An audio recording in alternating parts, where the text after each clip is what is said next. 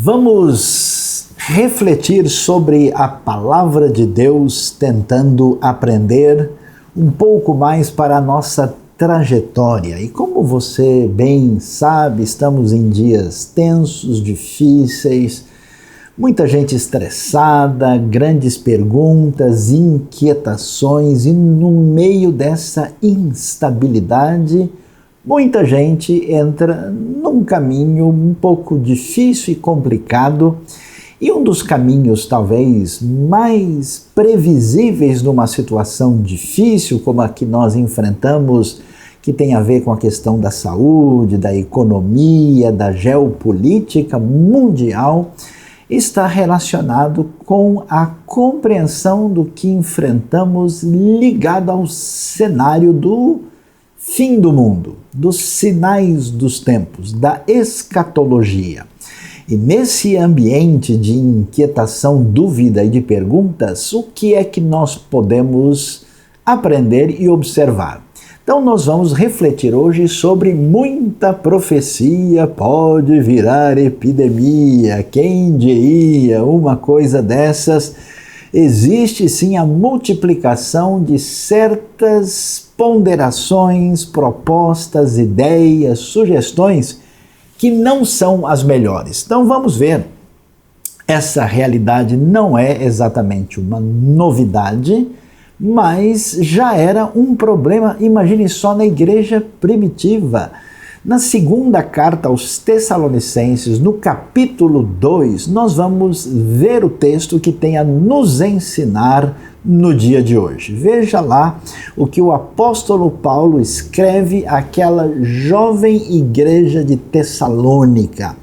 Igreja recém-fundada. Paulo está ali em Corinto e está mandando a sua orientação para aqueles tessalonicenses inquietos com uma série de dúvidas, perguntas sobre o que acontecerá com quem morreu, como é que a gente deve se comportar diante da futura vinda de Cristo Jesus e o que fazer quando tem gente dando opinião sobre o assunto. O que diz a Bíblia? Irmãos, quanto à vinda de nosso Senhor Jesus Cristo e a nossa reunião com Ele, rogamos a vocês que não se deixem abalar nem alarmar tão facilmente, quer por profecia, quer por palavra, quer por carta, supostamente vinda de nós, como se o dia do Senhor já tivesse chegado. Não deixem que ninguém os engane de modo algum. Antes daquele dia virá a apostasia. E então será revelado o homem do pecado, o filho da perdição. Este se opõe e se exalta acima de tudo o que se chama Deus ou é objeto de adoração, chegando até a assentar-se no santuário de Deus, proclamando que ele mesmo é Deus.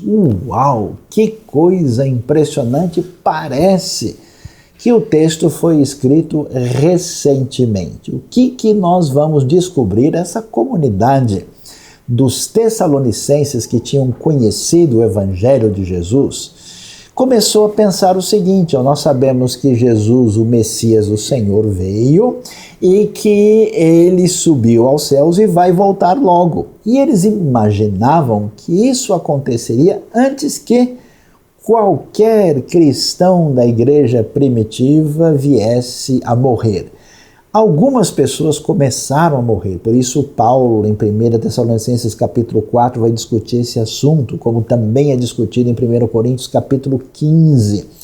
E assim, ele começa a dar orientação sobre o assunto quando começam a surgir burburinhos e uma série de situações de pessoas que estão dizendo que o dia da volta do Senhor já chegou, ou está chegando, ou já está aqui. E aí ele diz: pessoal, vocês não podem ouvir essas coisas. Muita profecia pode virar pandemia. Nem por profecia, literalmente no texto grego, espírito, pessoas que se diziam motivadas pelo Espírito para trazer uma suposta palavra divina, nem por qualquer palavra trazida ou por uma carta, tá vendo? Que é assinada em nome do apóstolo para tentar dizer que o dia do Senhor tinha chegado. Paulo diz, não é assim. Existe uma série de sinais e de elementos pertinentes àquilo que Deus deixou definido, que fala sobre a futura apostasia do povo de Deus, quer dizer, gente que conhece a Deus e que ia se afastar da referência da palavra divina, o surgimento do homem do pecado, que é o anticristo, o filho da perdição, e a sua postura de arrogância de se colocar como Deus e no santuário de Deus. Então Paulo diz, olha, não é o caso. E ele prossegue na orientação aos Tessalonicenses e diz, não se lembram de que quando eu ainda estava com vocês, costumava lhes falar essas coisas? Quer dizer, Paulo diz, lembra que a gente conversou nas nossas aulas, nas orientações que eu dei, e agora vocês sabem o que o está detendo para que ele seja revelado no seu devido tempo. Nós não temos certeza do que Paulo estava falando, se ele está falando que quem está detendo é o propósito de Deus, se quem o está detendo é o próprio Deus, se é a ação do Espírito até a hora que Deus desejar, mas existe algo que está ligado àquilo que a gente pode chamar da cronologia divina, que ainda não é a hora. E falando sobre isso, ele diz, a verdade é que o mistério da iniquidade já está em ação. Quer dizer, esse elemento de desfecho futuro já está agindo no mundo desde aquele tempo, restando apenas que seja afastado aquele que agora o detém. Então, quando chegar o momento que esse elemento que está envolvido aqui vai ser afastado, vai chegar a hora final. Então será revelado o perverso, a quem o Senhor Jesus matará com o sopro de sua boca e destruirá pela manifestação de sua vinda. A vinda desse perverso é segundo a ação de Satanás, com todo o poder, com sinais e com maravilhas enganadoras. Então, não só se manifesta o homem do pecado, mas com poderes impressionantes, capazes de enganar as pessoas. É impressionante o que o texto nos diz. Ele fará uso de todas as formas de engano da injustiça. Observe bem que a palavra enfatizada por Paulo é engano. É exatamente a capacidade de iludir, de ludibriar. Esse é aquele que faz toda forma de engano da injustiça para os que estão perecendo porque rejeitaram o amor à verdade que os poderia salvar. Por essa razão, Deus lhes envia um poder sedutor a fim de que creiam na mentira e sejam condenados todos que não creram na verdade, mas tiveram prazer na injustiça. O convite nítido da carta aos Tessalonicenses é que as pessoas têm que tomar a sua posição em relação a Deus, porque a resistência ao amor de Deus, a resistência à verdade revelada, o coração endurecido traz um caminho de destruição, de afastamento e de perdição, conforme o texto bíblico nos adverte. E então, o que a gente observa? Que nesse ambiente, que a gente pode chamar de ambiente assim mais escatológico, quando surge um momento difícil, veja lá na época dos Tessalonicenses, uma época complicada, domínio romano, população em grande parte escravizada, as circunstâncias da vida são difíceis e essas pessoas estão assim predispostas a irem além do que Deus disse para de alguma forma tentar de certa maneira escapar do momento de luta, de dificuldade, de crise que enfrentam nesse ambiente do primeiro século. E aí o que a gente vai ver? Uma possibilidade séria de decepção. Imagine as pessoas da época que foram atrás de uma carta supostamente enviada pelo apóstolo Paulo, ou que ouviram uma profecia aqui e ali em nome de Deus, ou então ouviram dizer, olha, o Senhor já voltou ou está voltando, até mesmo, quem sabe, já chegou, olha, eu recebi uma revelação da parte de Deus e que assim eu já encontrei pessoas no nosso contexto afirmando explicitamente que sabia que Cristo já havia voltado e que ele estava presente agora em nosso meio. Por isso, o perigo é um perigo de decepção quando a profecia é totalmente vazia. Veja só como isso é importante, preste atenção, Porque o nosso compromisso é com a verdade e com o direcionamento das pessoas para que elas tenham a sua vida abençoada. Veja só, na história nós temos muitas profecias que nunca se cumpriram.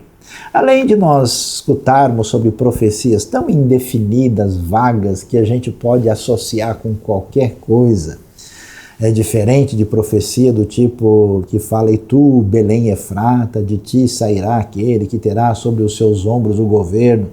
Quer dizer, a profecia ela é genérica, ela usa um excessivo com um ambiente de símbolos que podem ser aplicados a qualquer coisa. Nós temos gente mesmo que partiu para afirmar coisas ligadas ao fim do mundo, ao desfecho da história, e isso nunca aconteceu. Então preste atenção, porque você vai descobrir que esse tipo de coisa sempre aconteceu na história. Não é novidade. Aliás, no fim de cada século, quando você estuda a história da cristandade, você vê que estava passando do ano 800 para o ano 900, quando chegou no ano 1000, então foi uma loucura, e depois 1200, 1700, e até recentemente na entrada do ano 2000. No fim de cada século, multiplicavam-se esses movimentos exageradamente escatológicos. E tudo isso era fundamentado em leituras erradas, em compreensão, interpretação equivocada dos textos bíblicos. E, geralmente, essas propostas dessas profecias são essencialmente alarmistas. Pessoal, olha, não tem jeito, agora vai ser assim, antes que aconteça qualquer coisa de fato. E veja que Paulo diz exatamente o contrário, para não ter uma atitude de se alarmar nem de se abalar. E, como eu já vi muitas vezes na minha vida, isso prejudicar a vida de muitas pessoas. Quer dizer, gente que abandona a sua vida do cotidiano, gente que deixa para trás os seus projetos, gente que abre mão de todos os recursos que tem, gente que num momento impensado faz loucura, e Paulo vai advertir. Em Tessalônica ele advertiu as pessoas: olha pessoal, se tem gente aí que quer só ficar comendo na casa dos outros porque diz que é o fim do mundo, essas pessoas têm que lembrar que eles têm que trabalhar e parar de fazer isso. E pessoas que não prestam atenção à palavra de Deus, que não estudam, que não fortalecem a sua fé pelo estudo bíblico, elas são atraídas por essas coisas porque eles não têm conhecimento. Então, um desafio para você de não ser uma pessoa sem base bíblica, sem entendimento doutrinário. Você corre o risco de ser muitas vezes enganado se não tiver a sua fundamentação na palavra de Deus. Veja só alguns exemplos. Aqui você vê, por exemplo, isso aconteceu no exterior, mas teve esse tipo de encaminhamento em vários lugares do mundo, o aviso de que o mundo ia acabar no ano 2000. E muita gente foi atrás disso. Aliás, tem a história de alinhamento dos planetas, tem história aí que aconteceu com um grupo que surgiu no Brasil chamado Borboletas Azuis. Teve grupos uma vez após a outra dizendo isso, e no alvorecer do ano 2000, muitas pessoas falaram, olha, recentemente, não fazem nem, agora está fazendo 20 anos, isso aconteceu. Não faz tanto tempo assim. O que aconteceu? Talvez você vá se lembrar que essa proposta de tentativa de antecipação do fim do mundo não faz tanto tempo. Em 2012, pessoas que sugeriram ter entendido o antigo calendário maia se reuniram no antigo templo daquele povo para esperar o fim do mundo, como você pode conferir aí na nossa ilustração. E a coisa não para aí.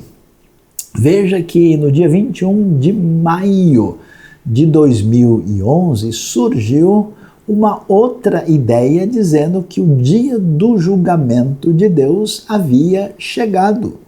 E saíram muitos grupos de pessoas avisando a todo mundo que esse era o dia final e que eles todos deveriam estar preparados. Recentemente, houve pregadores de perfil escatológico que começaram a falar daquilo que é chamada de lua de sangue. Em 2015 foi muito definido, e aí você pode ver a gente que partiu para a discussão mostrando que esse raciocínio estava equivocado e vendo luas que ficaram com a cor mais avermelhada por causa de um reflexo, fizeram uma associação imediata e entenderam que o desfecho dos tempos estava acontecendo em 2015, há 5 anos atrás, ou seja, a tentativa indevida, apressada, equivocada de marcar o ponto final da história através de um entendimento escatológico indevido é um problema recorrente na história da igreja. Por isso, nós precisamos prestar atenção sobre o ensino bíblico e a advertência do apóstolo Paulo aos Tessalonicenses. Diante do ensino bíblico, como vemos aí, é necessário ter essa postura de equilíbrio das Escrituras, ou seja, é muito importante saber viver a vida pelos princípios de Deus, como aguardar a chegada do reino futuro de Cristo Jesus. Então veja que, baseado em 2 Tessalonicenses, o que é que a gente deve fazer? Primeiro, não se baseie em profecias não bíblicas para lidar com escatologia. Essa questão, o que estava acontecendo lá? Gente dizendo, não, olha, eu recebi uma profecia aqui, eu recebi uma informação. Não, se você vai falar sobre isso, baseie-se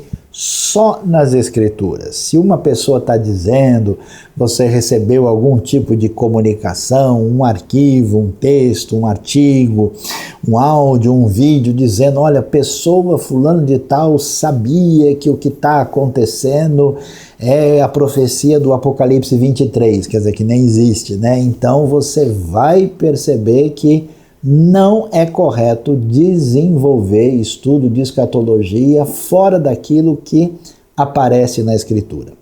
Observe a orientação de Paulo. Tudo aquilo que conduz ao alarme, ao desespero, não está em sintonia com o ensino bíblico.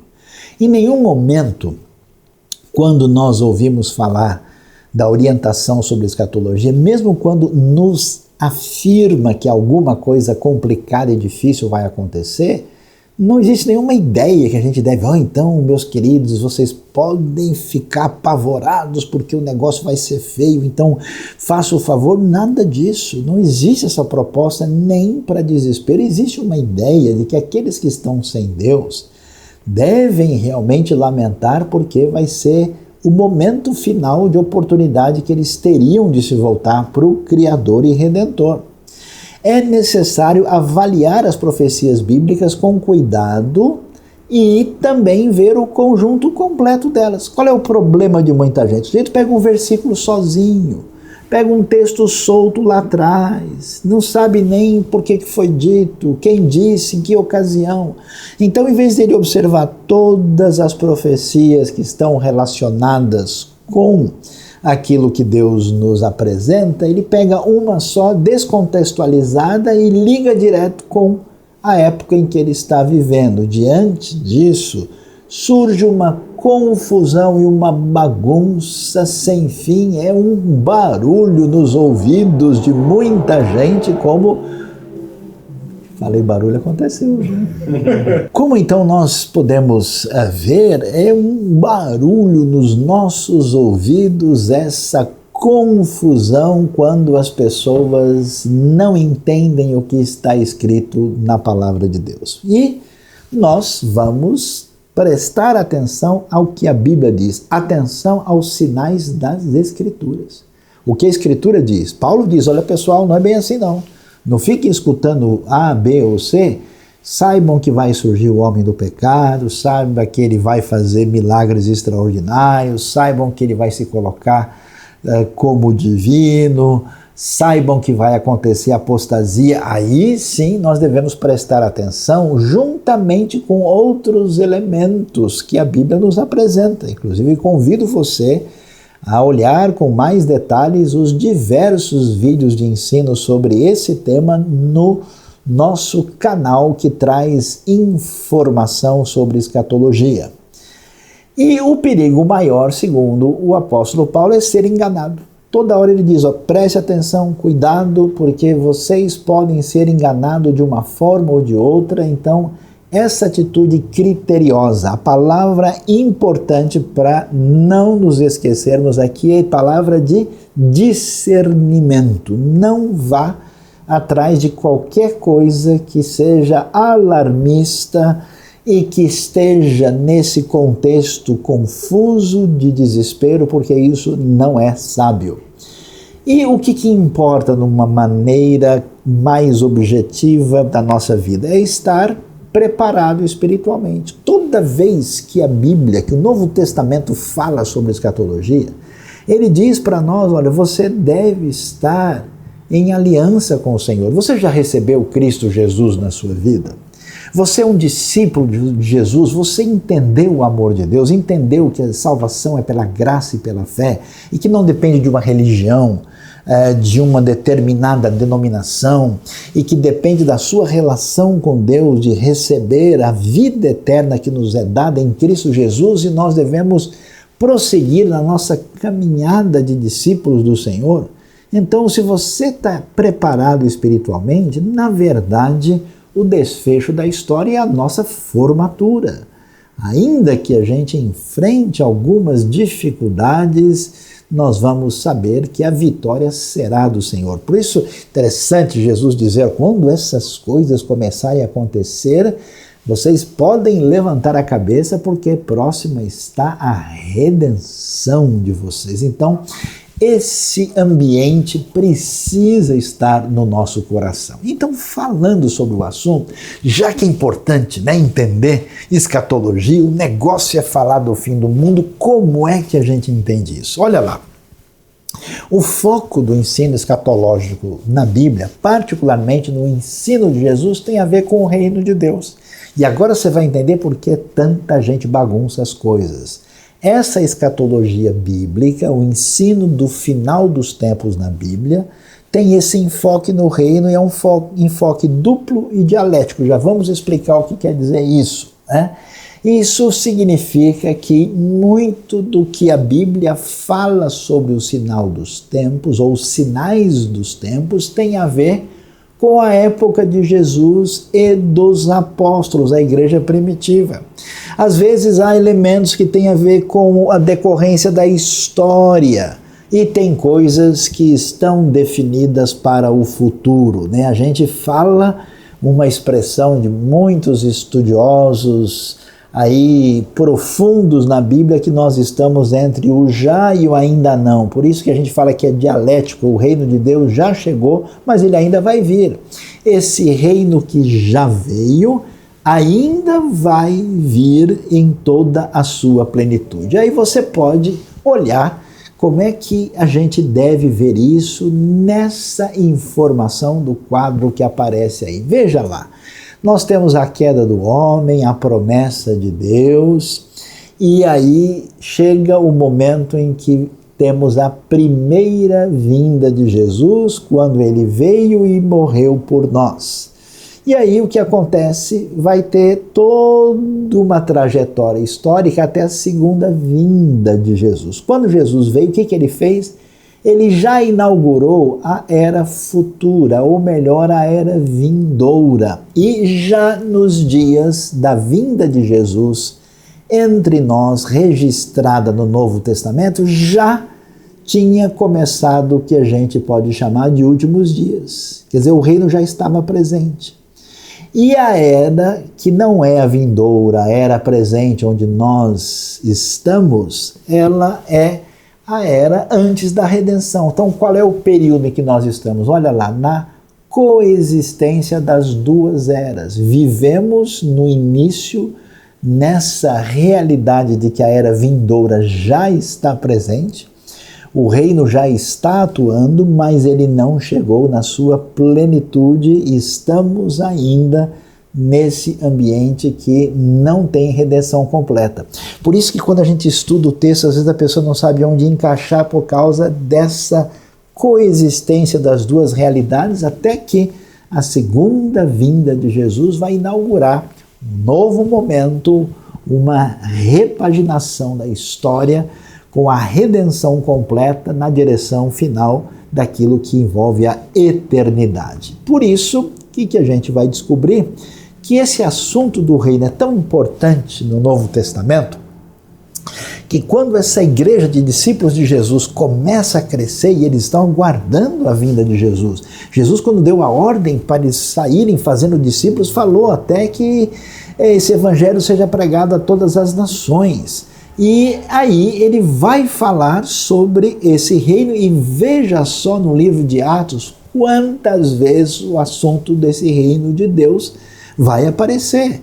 Atos 1, verso 3, depois do seu sofrimento, Jesus apresenta-se aos discípulos e dá provas indiscutíveis de que ele estava vivo. Ele apareceu por 40 dias falando do reino de Deus. Depois lá em Samaria, Filipe, pregando as boas novas, são chamadas boas novas do reino de Deus. E tanta gente creu em Cristo Jesus e homens e mulheres foram batizados. E vemos também no capítulo 14, na primeira viagem missionária de Paulo, a referência é que era necessário passar por muitas tribulações para entrar no reino de Deus. A igreja primitiva entendeu isso com muita clareza. De novo, Atos 19 é referência também ao reino de Deus. Atos capítulo 20, quando Paulo fala com a liderança da igreja de Éfeso em Mileto, também ele fala de estar pregando o reino. Depois, no capítulo 28, no desfecho, Paulo preso na prisão domiciliar lá em Roma, ele estava o tempo todo encontrando as pessoas e testemunhando do reino de Deus, conforme verso 23 e 31 apresentam. Veja só como esse era o tema fundamental que definia tudo. Diante disso, o que a gente vai descobrir? Que nesse assunto de pensar em escatologia, o ensino do Novo Testamento pessoal, preste atenção. Agora, nós temos a verdade de que o rei chegou, ele inaugurou a presença desse reino, e como esse reino já está presente, porque a era futura invadiu a nossa realidade, a era vindoura, como resultado, o povo de Deus deve ser sal da terra e luz do mundo. Mas, ao mesmo tempo, esse reino que está presente também é um reino futuro e que aguarda a segunda vinda de Cristo, que tem a ver com o desfecho da história. Por isso é interessante ver como isso está muito claro no ensino do Novo Testamento. Dê uma olhada, por exemplo, comigo, em Lucas capítulo 17, nesses 2 versículos importantes, quando o nosso querido médico, o evangelista Lucas, diz: certa vez, tendo sido interrogado pelos fariseus sobre quando viria o reino de Deus, Jesus respondeu: o reino de Deus não vem de modo visível, nem se dirá, aqui está ele, ou lá está ele, porque o reino de Deus está entre vocês. Aliás, pode-se até traduzir dentro de vocês, uma vez que Jesus estava presente, curando os enfermos, expulsando os espíritos maus, libertando as pessoas, trazendo salvação. O reino já tinha chegado e já estava transformando e mudando a vida de muitas pessoas. Mas esse reino presente, veja só, também é apresentado como um reino futuro. Veja 1 Coríntios 15, verso 24, então virá o fim, quando ele entregar o reino a Deus o Pai, depois de ter destruído todo domínio, autoridade e poder. Ou seja, uma clara ideia de que esse reino também é um reino futuro. Então, estudando os ensinamentos de Jesus e dos apóstolos, é necessário ver equilibradamente aquilo que o reino de Deus nos apresenta nas Escrituras Sagradas. E o que a gente vai descobrir? Preste atenção. Muitas profecias do Apocalipse se cumpriram no tempo de João, mas ainda terão um cumprimento pleno na ocasião da segunda vinda de Cristo. Veja que o apóstolo João escreve o livro do Apocalipse e nos ensina uma série de coisas a respeito do desfecho da história. Mas João escreve aqui logo depois, alguns anos depois do reinado de Nero. E algumas coisas que você vê escrita no livro têm relação com aquele ambiente. Uma das coisas interessantes é pensar no anticristo, né? De certa forma, Nero foi um anticristo. Muitos anticristos tenham saído pelo mundo, mas haverá um anticristo definitivo e absoluto. Então é importante, quando a gente lê o texto, perguntar o que ele significou para quem leu. Senão a gente acha que qualquer versículo da Bíblia foi escrito só para mim, ignorando o ambiente onde ele surgiu. Então algumas dessas profecias têm um seu sentido primeiro, e muitas têm uma aplicação também para o futuro. Vemos, por exemplo, que o Apocalipse vai nos mostrar como sofreram os primeiros cristãos debaixo de muita perseguição. E aí quando você vê, por exemplo, lá aqueles que foram mortos pelo testemunho da palavra, lamentando e pedindo a justiça de Deus, nós entendemos esse contexto, esse reino vindouro.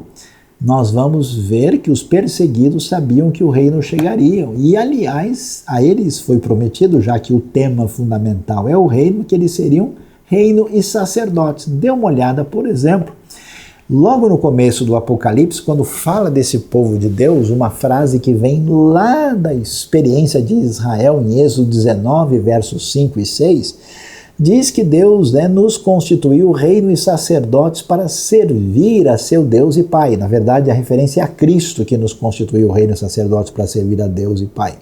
A Ele sejam glória e poder para todos sempre. Amém.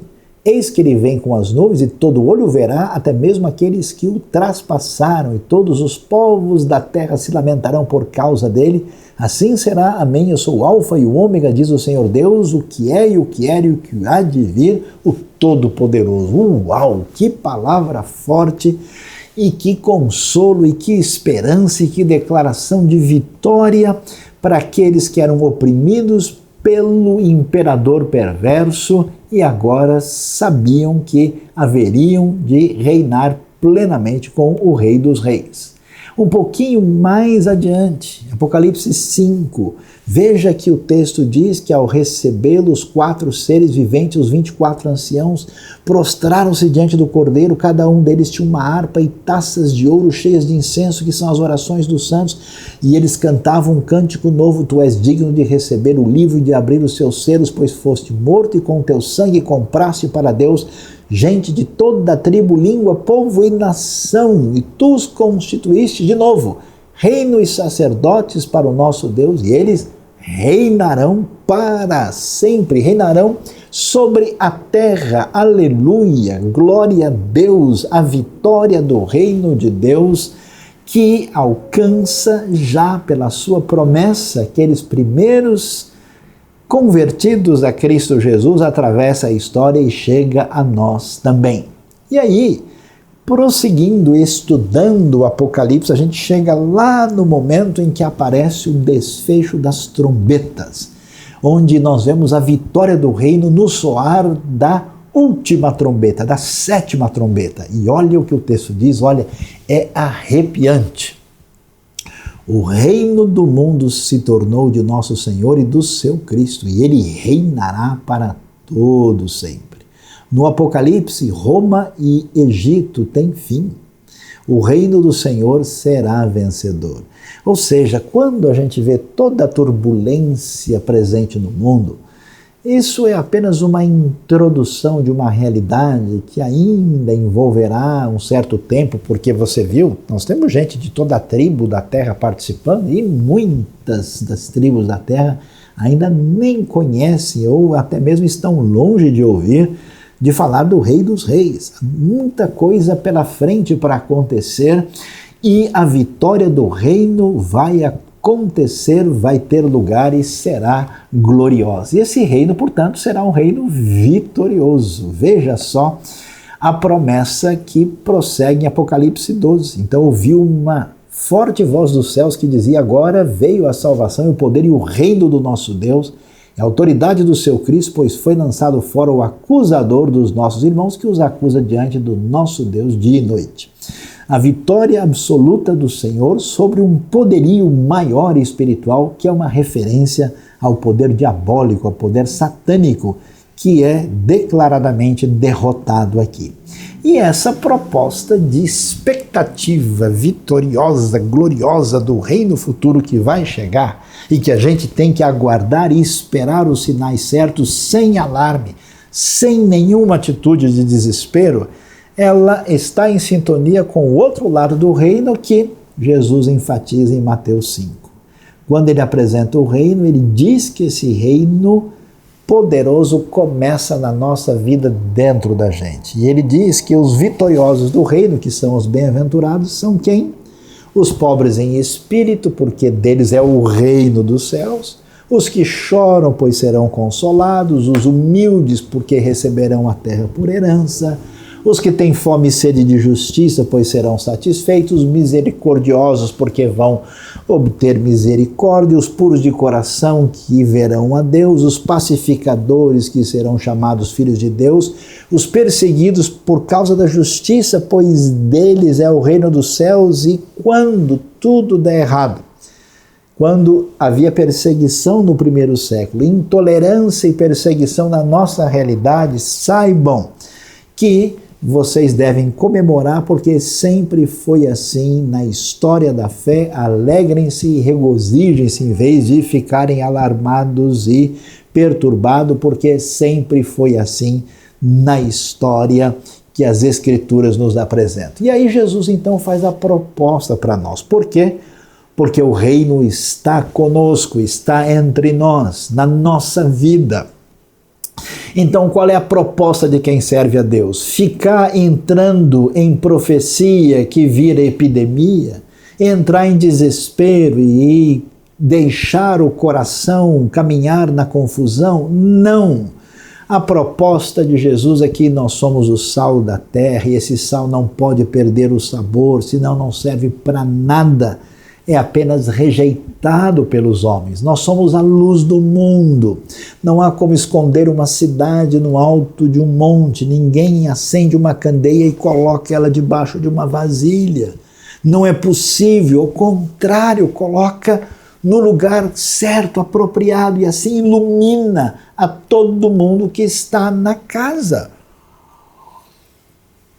A proposta do reino é fazer diferença no meio da fragilidade do mundo à nossa volta. E aí, qual que é a ordem de Jesus? O que é que nós devemos fazer no momento de crise? Assim brilhe a luz de vocês diante dos homens, para que vejam as suas boas obras e glorifiquem ao Pai de vocês que está nos céus.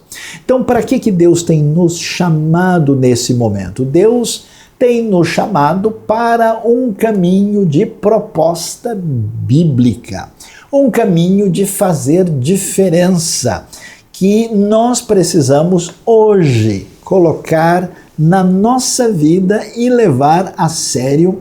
E eu quero que você preste atenção e faça isso na sua vida no desfecho da nossa mensagem. Primeiro, não deixe de viver a vida diária em função de uma proposta apocalíptica. Nunca foi ensino da Bíblia, do Novo Testamento, em nenhum lugar. Nunca foi dito para ninguém que a pessoa deveria deixar isso, largar aquilo, porque agora não tem mais o que fazer. Não é isso. Depois, Deus nos chama a viver uma vida comprometida com o reino presente. Não é correto a pessoa só viver na expectativa de um reino futuro sem fazer nada. Jesus não disse para eles: olha, como eu vou e volto, vocês façam favor de achar um lugar bem legal e fiquem lá sentados esperando, e aí a gente volta e tem a nossa comemoração juntos. Não, ele não disse isso. Ele nos convocou para a missão. Então nós precisamos arregaçar as mangas e fazer diferença. A dor e a crise não devem produzir escapismo. Eu sei que é difícil, é complicado, a gente fica ansioso, fica preocupado, mas não é um caminho. Devemos ter um compromisso com a misericórdia, fazer o que Jesus fazia, que motivado de profunda compaixão, ele abençoava as pessoas, levar a mensagem do Evangelho, fazer com que as pessoas que estão em sofrimento sejam consoladas, em sintonia com as bem-aventuranças. E, aliás, esse é o momento de proclamar o reino, porque as pessoas estão iludidas no seu mundo de autossuficiência. Agora, caiu a realidade diante de todos, da nossa limitação. Muita gente está procurando respostas, em vez da gente ficar numa postura desequilibrada. É a hora de testemunhar da fé e abrir o coração para compartilhar da verdade da palavra de Deus. E atenção, sempre tome cuidado, porque infelizmente desde os tempos bíblicos há muita gente que age com má intenção. Gente que aproveita um momento difícil para enganar as pessoas, para se apropriar dos bens dos outros, para fazer as coisas mais impensáveis, como você sabe, no momento de dor e complicado tem gente dando golpe nos outros, e isso às vezes acontece no ambiente religioso.